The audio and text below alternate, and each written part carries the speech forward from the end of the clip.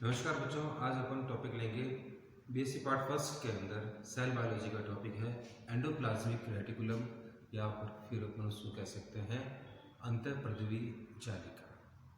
अंतःपर्दवी जालिका हर कोशिका के अंदर होती है, केवल और केवल आरबीसी को छोड़कर। अंतःपर्दवी जालिका हमारी कोशिका के अंदर कई सारे इम्पोर्टेंट काम करती है, कई सारे वाइटल रोल अदा करती है और शायद कोशिका का सबसे लार्जेस्ट ऑर्गेनल भी है, क्योंकि यह कोशिका के अंदर पूर्ण रूप से फैली हुई अवस्था के अंदर पाई जाती है। अंतःपर्दवी जालिका जो है, इसकी खोज किसने की थी? अंतःपर्दवी जालिका की खोज की थी पॉटर नामक वैज्ञानिक ने, कीथ पॉटर ने। कीथ पॉटर ने 1945 के अंदर अंतःपर्दवी जालिका की या फिर एंडोप्लाज्मिक रेटिकुलम की खोज की थी। अंतःपर्दवी जालिका कहाँ पाई जाती है? अंतःपर्दवी जालिका न्यूक्लियस और सेल मेम्ब्रेन के बीच में पाई जाती है, ठीक है ना। केंद्रक और सेल मेम्ब्रेन के बीच में फैली हुई अवस्था के अंदर पाई जाती है। अंतःपर्दवी जालिका बच्चों दो प्रकार की होती है, जिसको अपन कह सकते हैं RER और दूसरा है SER। RER का मतलब कहते हैं इसको रफ एंडोप्लाज्मिक रेटिकुलम या फिर खुरदरी अंतःपर्दवी जालिका। SER का मतलब रहता है स्मूथ एंडोप्लाज्मिक रेटिकुलम या फिर चिकनी अंतःपर्दवी जालिका। इसमें क्या अंतर है? देखिए, ये जो रफ एंडोप्लाज्मिक रेटिकुलम है, इसके ऊपर राइबोसोम पाए जाते हैं और स्मूथ एंडोप्लाज्मिक रेटिकुलम जो है उस पर राइबोसोम नहीं पाए जाते हैं। केवल इनकी उपस्थिति व अनुपस्थिति के आधार पर अपन इनको दो भागों में बांटते हैं। जैसे कि अगर मान लिया यहाँ पर राइबोसोम पाए जा रहे हैं, इस तरीके से राइबोसोम पाए जा रहे हैं, तो ये कहलाएगी रफ एंडोप्लाज्मिक रेटिकुलम। और राइबोसोम अगर नहीं पाए जाते हैं तो कहलाएगी स्मूथ एंडोप्लाज्मिक रेटिकुलम। दोनों के कार्य अलग अलग है। स्मूथ एंडोप्लाज्मिक रेटिकुलम भी RER के द्वारा ही बनती है। RER से जब ये हटा लिए जाते हैं, राइबोसोम हट जाते हैं, तब वह स्मूथ एंडोप्लाज्मिक रेटिकुलम के अंदर कन्वर्ट हो जाती है। अब देखिए बच्चों, इसकी संरचना क्या होती है? संरचना के अंदर तीन महत्वपूर्ण चीजें रहती है। तीन महत्वपूर्ण चीजें हैं। सबसे पहले आती है सिस्टर्नी, दूसरा है ट्यूबुल्स और तीसरा है वेसिकल्स। सिस्टर्नी, ट्यूबुल्स एवं वेसिकल्स कहते हैं, जिसके अंदर सिस्टर्नी के ऊपर राइबोसोम्स पाए जाते हैं। राइबोसोम क्या काम करते हैं बच्चों? राइबोसोम काम करते हैं प्रोटीन सिंथेसिस का। न्यूक्लियस के अंदर mRNA का निर्माण होता है। प्रोटीन सिंथेसिस के लिए mRNA का निर्माण होता है अनुलेखन की प्रक्रिया द्वारा, ट्रांसक्रिप्शन द्वारा, और वह mRNA न्यूक्लियस से बाहर आकर राइबोसोम के ऊपर आके चिपकता है। और वह राइबोसोम कहाँ पाए जाते हैं? रफ एंडोप्लाज्मिक रेटिकुलम के ऊपर पाए जाते हैं। रफ एंडोप्लाज्मिक रेटिकुलम से जब राइबोसोम चिपकी हुई अवस्था में पाए जाते हैं, उससे अनुवादन की प्रक्रिया द्वारा, ट्रांसलेशन के द्वारा आवश्यक निर्माण होता है प्रोटीन का, ठीक है बच्चों। और यह प्रोटीन कहाँ आ जाता है निर्माण होके? इसकी ल्यूमन के अंदर आ जाता है, इसकी जो गुहिका के अंदर आ जाता है। और इस गुहिका के अंदर इस गुहिका के अंदर फिर आगे की जो अपन कह सकते हैं प्रोसेसिंग होती है प्रोटीन की, वह इनसे संपन्न होकर फिर उसके पश्चात वेसिकल्स के माध्यम से यह प्रोटीन बाहर एक्सपोर्ट कर दिया जाता है जहां आवश्यकता होती है। अगर सेल में आवश्यकता है तो सेल में काम में ले लिया जाएगा, अगर बाहर आवश्यकता है तो उसको एक्सपोर्ट कर दिया जाएगा एक्सोसाइटोसिस के द्वारा कोशिका के बाहर। तो देखिए बच्चों, इसके अंदर मेन इंपॉर्टेंट चीज होता है इसके फंक्शंस क्या क्या है। इससे पहले अपन बात करेंगे RER व SER के अंदर क्या काम है, इनका मेनली काम क्या है। RER वहां पाई जाती है जहां पर एक्टिवली प्रोटीन सिंथेसिस का काम होता है, एक्टिवली प्रोटीन सिंथेसिस का काम होता है, वहां RER पाई जाती है, रफ एंडोप्लाज्मिक रेटिकुलम पाई जाती है। जबकि SER जैसे कि RER से ग्लैंड सेल्स है, ठीक है, इनके अंदर रहता है एक्टिवली प्रोटीन सिंथेसिस का काम। SER कहाँ पाई जाती है, SER जहां पर लिपिड एवं स्टेरॉइड सिंथेसिस का काम मेनली होता है, ग्लाइकोजन सिंथेसिस का काम मेनली होता है, उनके अंदर SER पाई जाती है, स्मूथ एंडोप्लाज्मिक रेटिकुलम पाई जाती है। जैसे कि लीवर सेल्स है, लीवर सेल्स के अंदर पाई जाती है।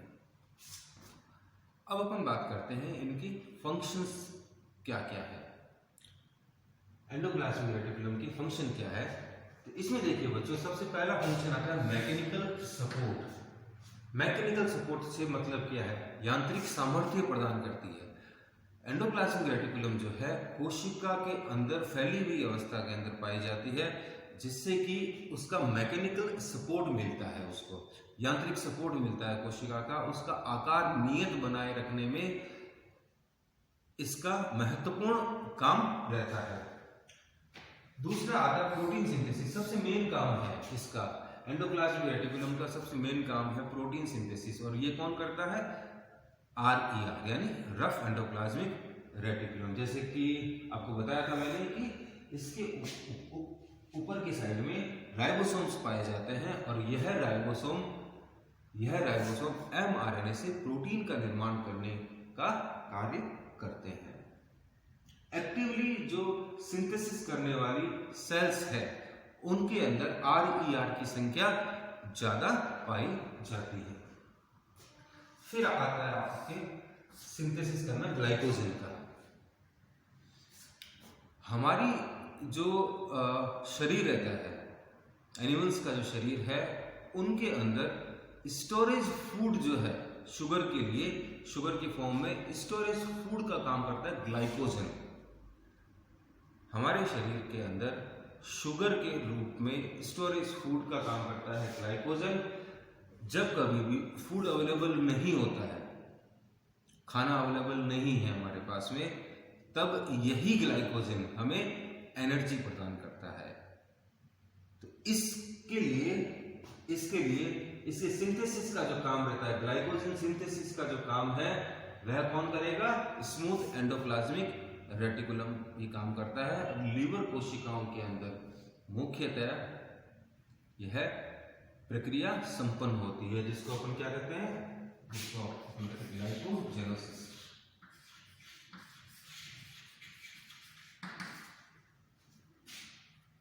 फिर आता है लिपिड सिंथेसिस।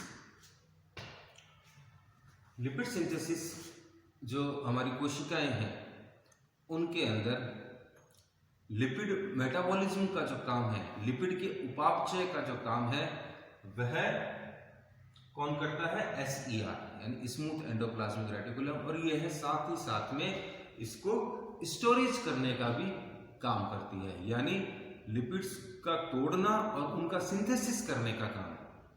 ठीक है, शरीर की आवश्यकता के अनुसार, कोशिका की आवश्यकता के अनुसार लिपिड्स का निर्माण करने का काम SER करता है। फिर आता है steroid synthesis, steroid and cholesterol.